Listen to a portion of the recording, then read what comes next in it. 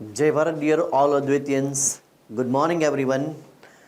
In our last lecture, we discussed about the disaccharide unit, right? In which we have taken three examples that includes maltose made up of 2 glucose, lactose made up of 1 glucose and galactose, and sucrose made up of 1 glucose and 1 molecule is fructose, right? And all these processes or the formation of disaccharide is basically is nothing but the dehydration process, and due to that dehydration, right, glycosidic bond will be formed between the two sugar, right? Some of them are reducing sugar and some of them are non-reducing. For example, if we talk about the maltose and lactose, they are reducing sugar, right? Because one aldehyde group will remain intact, right? But in case of sucrose, as well as if we talk about the oligosaccharide, right? For example, raffinose, these two are non-reducing sugar because the aldehyde and keto group are used up or lost, right? So that is all about the disaccharide. Now we are proceed for the third type of, or we can say that the third structure of carbohydrate, which is a complex one, and that is known as polysaccharide. Poly means what? Many. So basically here the process is same. There is a dehydration process, there is a formation of glycosidic bond, but the number of monomer unit is much more, right? Okay, so as we know that if there is only one unit, that means it is monosaccharide. If there are 2 units, it is disaccharide. Then 3 to 10 considered as a oligosaccharide, and more than 10 is nothing but the polysaccharide, right? So these are polymers of monosaccharide and can be branched or unbranched, right? So the structure would be branched or unbranched, right? There are two type of basically a chain. One is amylose and other one is amylopectin. So amylose chain is a linear chain, is without branch, and amylopectin has branch, right? So basically it is a polymers of monomers unit of a monosaccharide, right, which is joined by glycosidic bond and dehydration process. These are insoluble carbohydrate, and because it is insoluble, this structure is either it would be a structural polysaccharide or storage. जब store करना है या फिर कोई structure के form में कोई complex molecule है तो वो कैसा होगा? इनसॉल्युबल होगा, right? Okay, starch, cellulose, chitin, inulin, hemicellulose, pectin etcetera are some important polysaccharides. हर एक जो पॉलीसैकेराइड के एग्जांपल हमने यहाँ पे लिखे हैं, राइट? हम वन बाय वन वो सारे जो है वो डिटेल में डिस्कस करने जा रहे हैं. Okay, polysaccharide are of 2 type on the basis of the composition और कंस्टिट्यूटिंग यूनिट. कोई भी पॉलीसैकेराइड है उसके कंस्टिट्यूटिंग यूनिट जो है वो कौन सा है, whether it is same or different. For example, if a polysaccharide made up of same kind of monomer unit, right, then that polysaccharide is considered as a homopolysaccharide, right? And if polysaccharide having many different kinds of monomer unit, then it would be a heteropolysaccharide. तो अगर same unit है तो homo, अगर अलग अलग है तो hetero, right?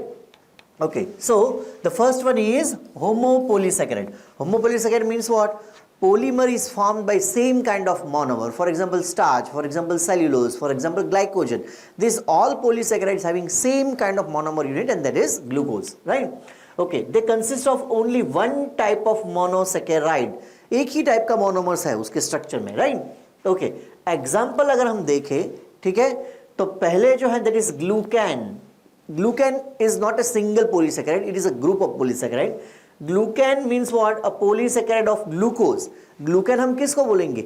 Those polysaccharide which is having a glucose as a monomer unit, right?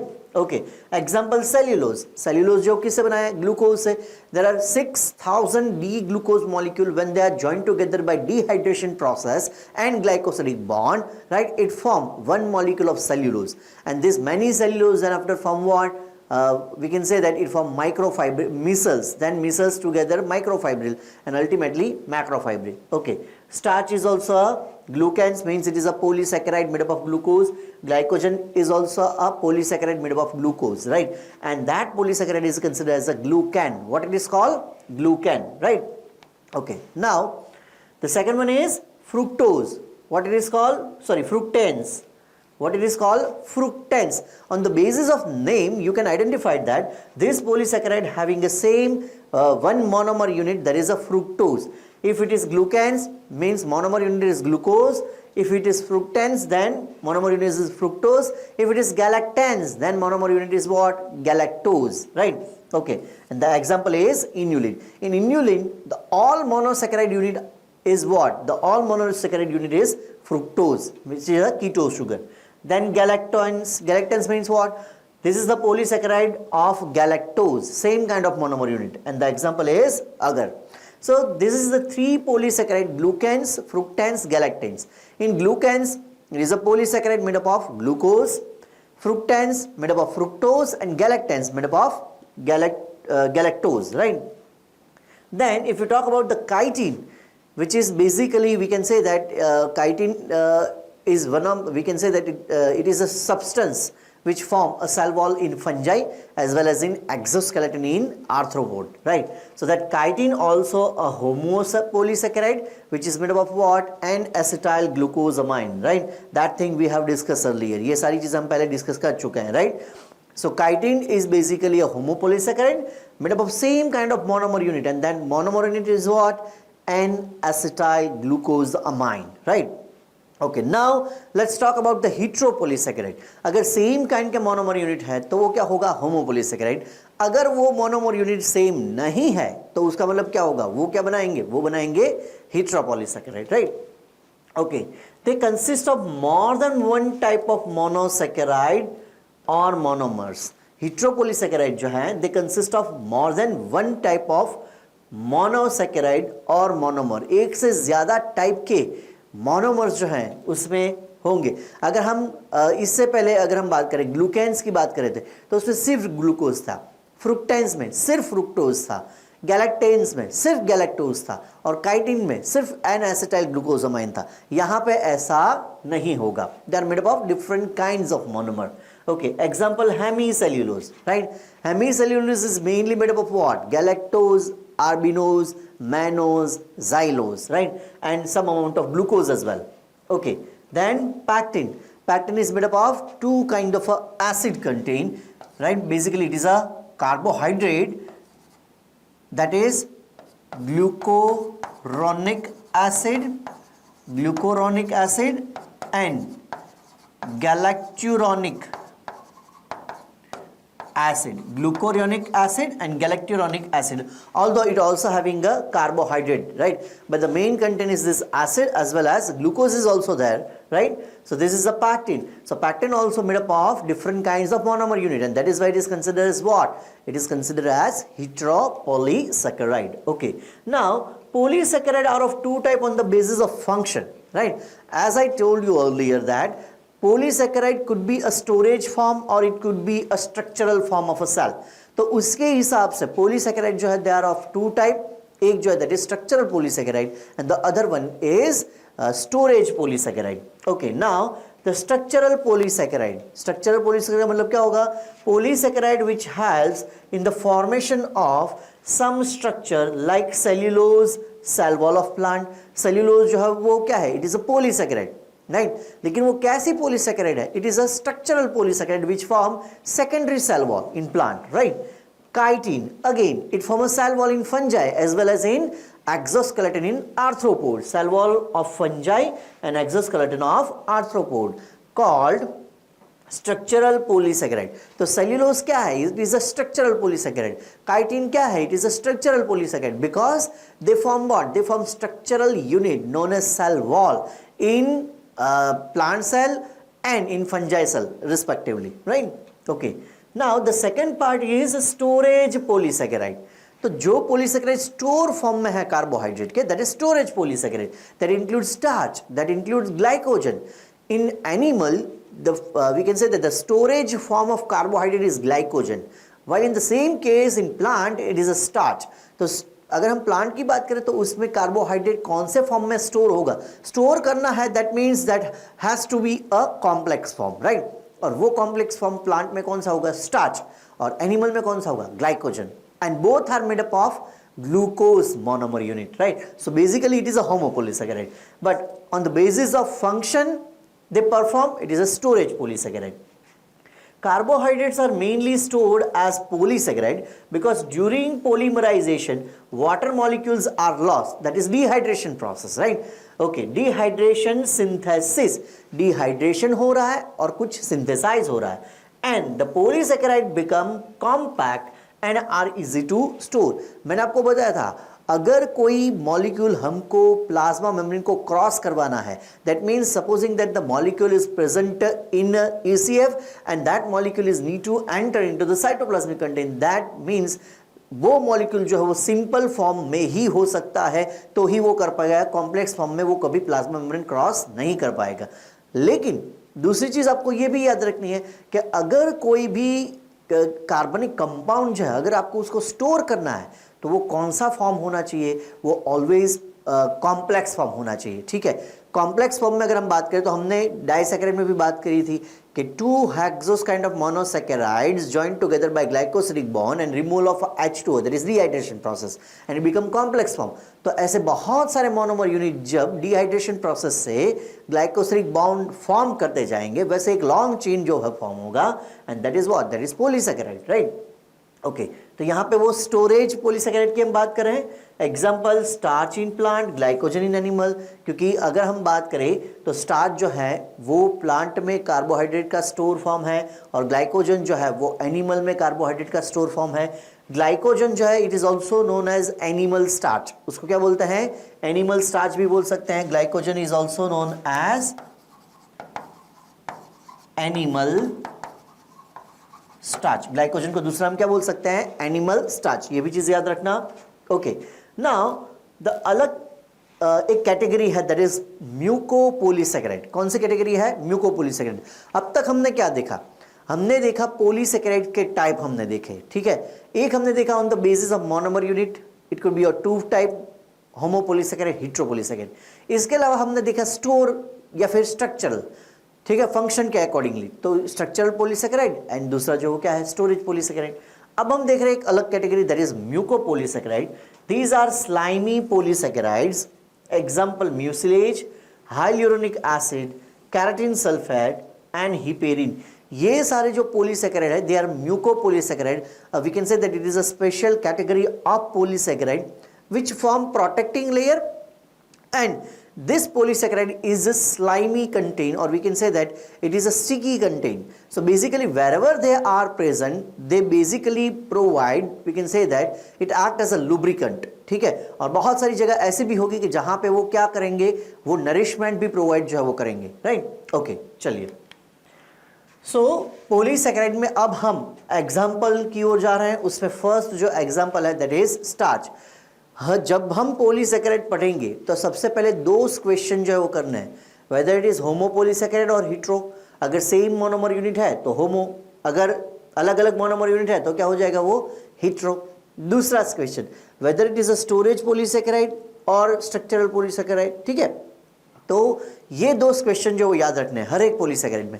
अभी हम बात किसकी कर रहे हैं, स्टार्च की, right. We know that the starch is made up of what, starch is made up of same kind of a monomer unit that is glucose. और इसलिए स्टार्च जो उसको हम क्या बोल सकते हैं, it is also known as glucans. It belongs to category glucans. Glucans का मतलब क्या होता है, same kind of monomer unit, right. Okay, और दूसरा स्टार्च जो है वो स्टोरेज फॉर्म है कार्बोहाइड्रेट का and that is why it is a storage polysaccharide, right. Okay, it is a storage polysaccharide and is the main reserve food in plant, right. main reserve food material जो है in the plant that is starch, right. और वो कैसे polysaccharide है, it is a storage polysaccharide.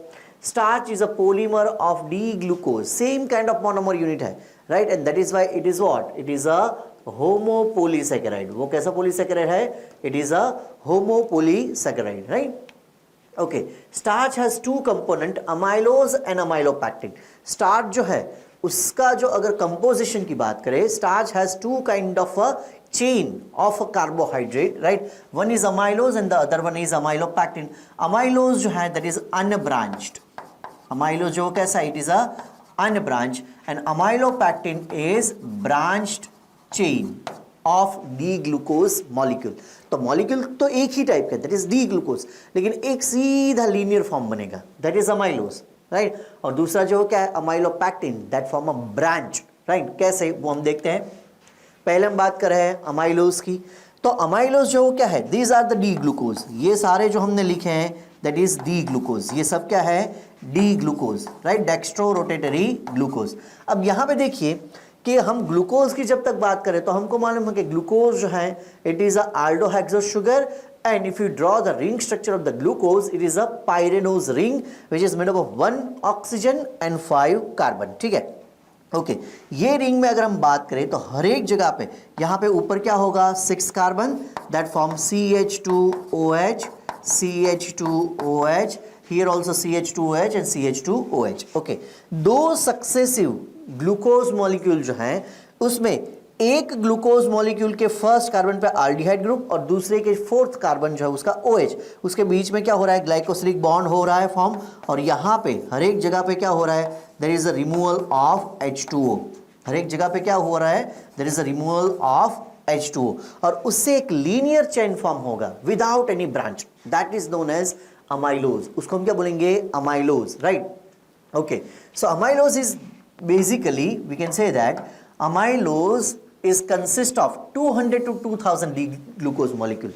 200 से लेके 2000 तक, 2000 तक डी ग्लूकोज मॉलिक्यूल जो है वो होंगे link by what, alpha 1,4 glycosidic linkage. तो ये लिंकेज जो है वो क्या है, alpha, alpha means orientation of hydroxyl group on a same direction, and 1,4 is a number of a carbon, right? And because of dehydration the glycosidic bond will be formed. So alpha 1,4 glycosidic linkage, due to presence of only alpha 1,4 glycosidic linkage bond, amylose is a straight unbranched helical chain। amylose जो कैसा है, that is unbranched helical chain। तो ये chain जो है वो कुछ इस फॉर्म में होगा, that is helical form, right? Amylose give blue black coloration with the iodine, right? If you stain amylose or starch, if you stain starch, तो starch में दो कंपोनेंट है, one is amylose and the other one is amylopectin। तो जब आप starch को stain करोगे with iodine, जहां पे ब्लू ब्लैक कलर फॉर्म हो रहा है दैट इज अमाइलोज, वो क्या है, अमाइलोज, और जहां पे रेडिश ब्राउन कलर डेवलप हो रहा है that is amylopectin, right.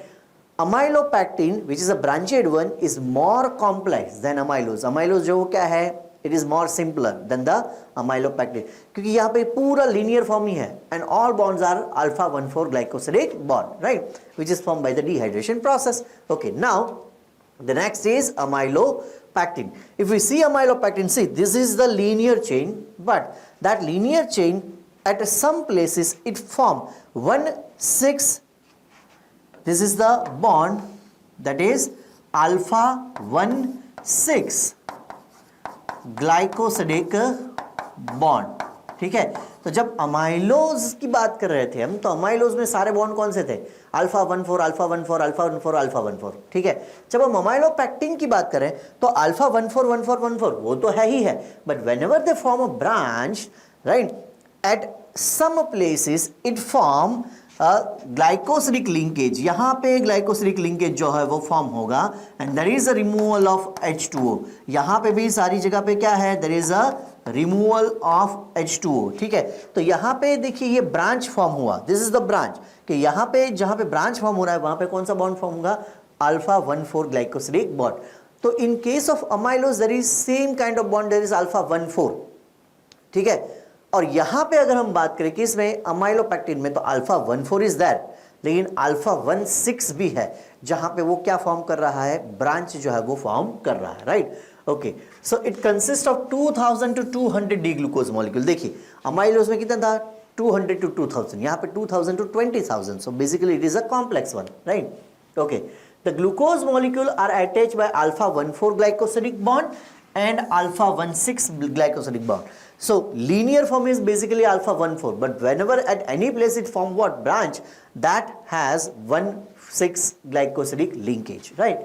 Okay, alpha 1,6 glycosidic bond result in branching, so amylopectin is a branched structure। जहाँ पे alpha 1,6 linkage form हो रहा है that form of branches, और इसलिए amylopectin जो हो कैसा है, it is a branched form। तो स्टार्च में दो पार्ट है, एक अमाइलोज एक दूसरा अमाइलोपैक्टिन। अमाइलोज जो है that is linear chain and amylopectin is a branched chain, right? Amylose जो है that gives blue black colour with the iodine. अब अगर हम अमाइलोपेक्टिन की बात करें,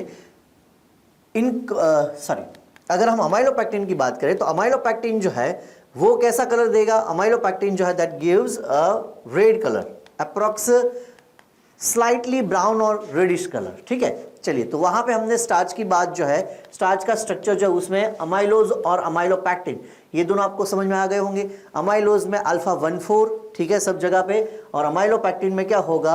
alpha 1,4 as well as alpha 1,6 भी होगा, क्योंकि वहां पे वो क्या फॉर्म कर रहा है? ब्रांच फॉर्म कर रहा है। ओके, अब स्टार्च की दूसरी बात करें तो starch molecule accumulate in the form of layers around hilum to form starch grain. Starch grain जो है वो कैसे फॉर्म होंगे? ठीक है, अगर हम स्टार्च ग्रेन की बात करें तो ये सपोज सेंटर में या फिर यहाँ पे एक ये हाइलम है, right? This hilum is nothing but the protein molecule. Hilum कैसे फॉर्म होता है? प्रोटीन से, right? So this is the basically hilum. ये क्या है? हाइलम। और ये हाइलम के आसपास क्या डिपॉजिट होगा? स्टार्च जो है वो डिपॉजिट होगा। ये ब्लू कलर का जो मैं बना रहा हूं वो क्या है? वो स्टार्च है। वो क्या है? स्टार्च है। ठीक है, तो ये जो रेडिश पार्ट है that is hilum, and hilum is made up of what? Hilum is made up of protein. ठीक है, चलिए, तो starch molecule accumulate in the form of layers around hilum to form starch grain. ठीक है, लेकिन उसके भी टाइप है, उसके भी क्या है? Type. Suppose hilum is made up of protein in eccentric starch grain, the hilum lies on one side. Eccentric starch grain are found in potato. Eccentric का मतलब क्या होता है? कि ये हाइलम जो है वो एक साइड पे होगा, ठीक है, और बाकी की जगह पे स्टार्च का क्या हो चुका है? डिपोजिशन जो है वो हो चुका है। तो अभी मैंने जो बनाया है वो क्या है? That is eccentric. उसको क्या बोलेंगे हम? एसेंट्रिक स्टार्च ग्रेन, जिसमें हाइलम एक साइड पे और स्टार्च जो है उसका डिपोजिशन दूसरी साइड पे डेवलप होता रहेगा, मतलब हाइलम कोई एक कॉर्नर पे है। ओके, अब दूसरा एग्जांपल हम लेते हैं। सपोज यहां पे आप ऐसे समझो कि ये हाइलम है, दिस इज द हाइलम, ठीक है, और अब मैं ये बोल रहा हूं कि ये हाइलम जो है उसके आसपास ऐसे फॉर्म में क्या हो रहा है? स्टार्च डिपोजिशन हो रहा है। तो hilum is located at the centre, right? In this case hilum is found at the centre, तो उसको हम क्या बोलेंगे? इन concentric starch grain, hilum is present in the center. These are found in wheat and maize. तो wheat और maize में starch grain ऐसे होंगे कि जिसमें हम ये बोल सकते हैं कि हाइलम कैसा होगा? सेंटर में, और उसके आसपास क्या होगा? Starch deposition, that is known as concentric. ठीक है, और अगर हाइलम जो एक साइड पे है और उसके आसपास जो स्टार्च डिपोजिशन हुआ है दैट इज इसेंट्रिक। हाइलम एक साइड तो इसेंट्रिक, हाइलम सेंटर में, हाइलम जो है अगर सेंटर में तो कॉन्सेंट्रिक। अब इसमें भी 2-3 टाइप है कि यहां पे देखिए कि ये हमने बताया क्या? इसेंट्रिक। ये हमने क्या बताया? कोसेंट्रिक। अगर इसेंट्रिक जो है वो एक ही है that is simple starch grain, और ऐसे बहुत सारे एक्यूमुलेट हो रहे हैं तो वो क्या बन जाएगा? कंपाउंड। ठीक है, अब वो कैसे होगा कि सपोज आप ऐसे समझिए कि ये सपोज हमने ऐसे, आप ऐसे समझ लो कि ये जो हमने बनाया वो क्या है? It is nothing but the hilum. ये हमने क्या बनाया है? हाइलम। ठीक है, अब ये हाइलम के आसपास किसका डिपोजिशन हो रहा है? हाइलम के आसपास डिपोजिशन हो रहा है किसका? हाइलम के आसपास डिपोजिशन हो रहा है स्टार्च, स्टार्च का। किसका हो रहा है? स्टार्च का। चलिए, ये स्टार्च डिपोजिशन हुआ, और स्टार्च डिपोजिशन जो है वो एक ही साइड पे हुआ। हाइलम जो है that will remain towards the one side. ठीक है, कुछ इस तरीके से हुआ, और हर एक हाइलम के आसपास जो ऐसा स्ट्रक्चर जो है वो डेवलप हुआ। ठीक है, तो यहां पे देखिए बहुत सारे इसेंट्रिक मॉलिक्यूल्स हैं या फिर इसेंट्रिक स्टार्च ग्रेन है, और वो सभी इसेंट्रिक स्टार्च ग्रेन मिलके यहां पे ये जो मैंने बनाया है that is compound form of starch grain. लेकिन compound form of starch grain में सारे जो स्टार्च ग्रेन है इंडिविजुअल दे आर इसेंट्रिक, मतलब उसमें हाइलम कैसा है? एक साइड। सेम वे यहां पे कोसेंट्रिक में भी 2 टाइप आएंगे, एक सिंपल, अगर सिंगल है तो मैंने ऊपर बनाया वो सिंगल है, अगर ऐसे बहुत सारे इकट्ठे हो जाएंगे तो वो क्या बन जाएगा? कंपाउंड। ठीक है, चलिए, तो अगर इसेंट्रिक की बात करें, मतलब ये वाला eccentric is found in potato, और कॉन्सेंट्रिक जो है दैट इज फाउंड इन मेज एंड व्हीट। ये दोनों एग्जांपल भी आपको याद रखना है। इसेंट्रिक किसमें? पोटैटो में, और कॉन्सेंट्रिक जो किसमें? Wheat and rice. ठीक है, मेज, सॉरी, व्हीट एंड मेज। चलिए, dumbbell shaped starch grain are present in euphorbia. Euphorbia में जो स्टार्च ग्रेन होंगे वो कैसे होंगे, डबल शेप। ये अलग से एग्जांपल याद रखना। Starch grain with single hilum are called simple. Starch grain with a single hilum is called simple. Example हमने लिखा है maize, and with more than one hilum is called compound. Example potato and rice. तो potato और rice में ऐसे compound होंगे, ठीक है, और अगर ऐसा सिंगल ही हाइलम है तो उसको हम क्या बोलेंगे, सिंपल स्टार्च ग्रेन जो है वो बोलेंगे, right. So here we are done with the starch, that is first polysaccharide. I hope कि ये लेक्चर आपने एंजॉय किया होगा, और यही इंफॉर्मेशन जो है वो अगर आप चाहे तो अपने फ्रेंड्स के साथ शेयर कर सकते हैं। बहुत ही अच्छे से ये कंटेंट जो है हम आपको डिलीवर कर रहे हैं। हमारा यूट्यूब चैनल जो है आप सब्सक्राइब कीजिए, हमारा एप्लीकेशन जो डाउनलोड कीजिए। Thank you so much, love you all, stay tune. विद्यार्थी देवो भव, जय भारत।